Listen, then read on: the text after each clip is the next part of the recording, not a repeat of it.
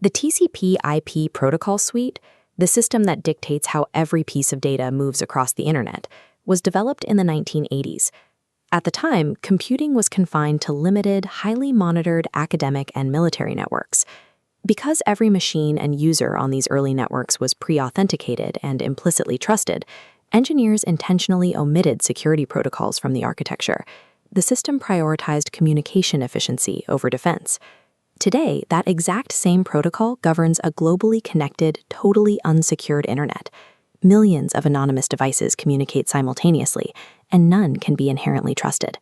We are relying on an architecture laden with native vulnerabilities. Standard HTTP transfers data in highly readable plaintext. The TCP three-way handshake leaves servers exposed to SYN flooding and denial of service crashes. At the lowest level, IP protocol headers can be easily modified to launch spoofing attacks. The Internet's foundation lacks native security. To survive in this environment, organizations cannot rely on the default architecture. They are forced to actively retrofit cryptographic defenses onto the network to protect their data. Security architects map their cryptographic retrofits directly to the network stack. For most internet traffic, the battle is fought across three specific layers: the application layer, the transport layer, and the network layer.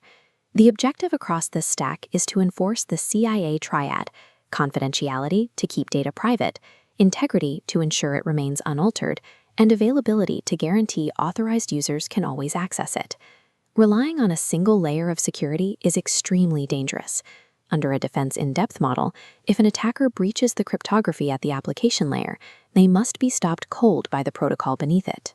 Effective network defense requires a rigorous architecture of specialized, independent protocols working in concert at every level of the stack. At the top of the stack is the application layer. The goal here is straightforward: protect the actual data payload, like an email or a document, before it even touches the network transport mechanisms. For electronic communication, Pretty Good Privacy, or PGP, is the standard. It secures data by routing the message through a multi-stage hybrid cryptographic pipeline. First, the system passes the original message through a hashing algorithm, like MD5.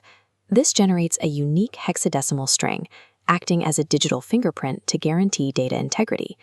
If a single letter of the message is altered later, the hash will change, immediately alerting the recipient. Next, the sender signs this hash with their own private RSA key. This step locks in authentication and non-repudiation. The recipient can absolutely prove the sender generated the message. The original message and the new digital signature are then compressed together.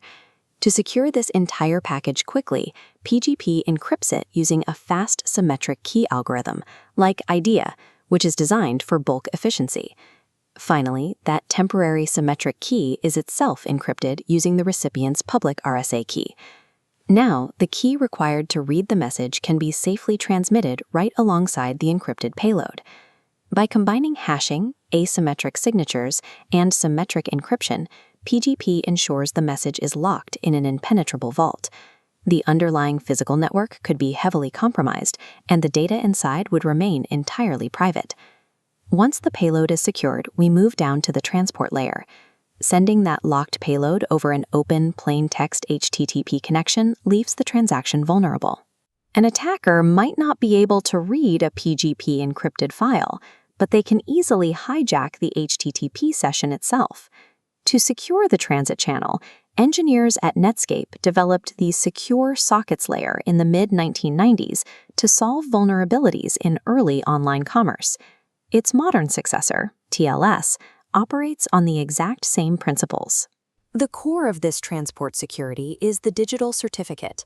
This file acts as a verified digital identity card, cryptographically binding an organization's domain name to a specific public key. During the handshake process, the client browser and the web server exchange these certificates to mutually authenticate their identities. Once verified, they negotiate a temporary symmetric session key to encrypt all subsequent communication. While an application layer protocol like PGP protects the specific file, SSL and TLS protect the entire session.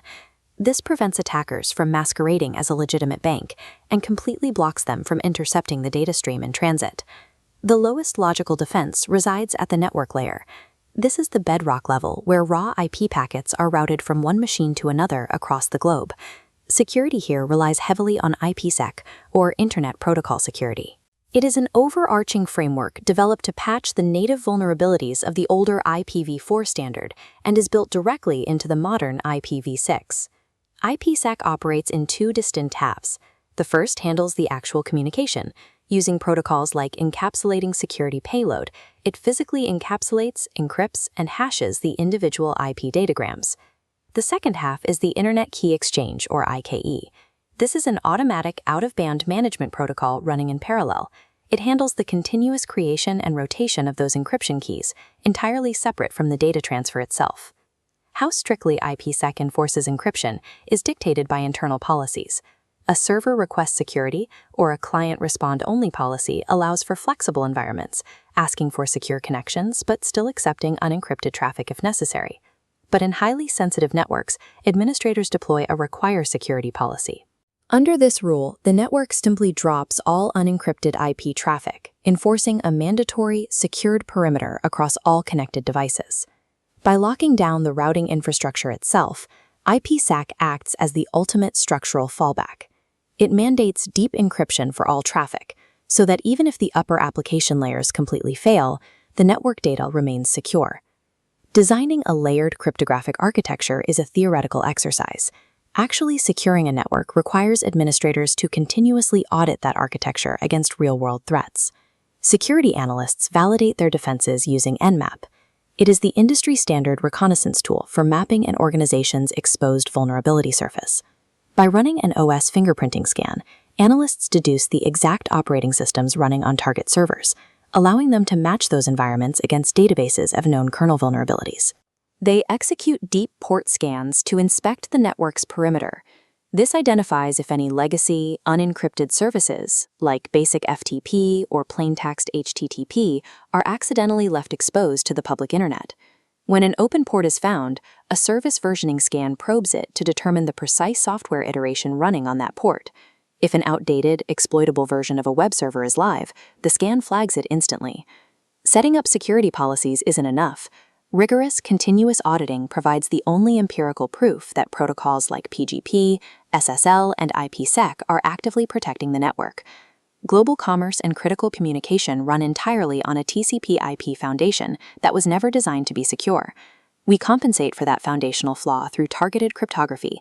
We use PGP to lock the data payload, SSL and TLS to tunnel the communication session, and IPsec to armor the individual routing packets.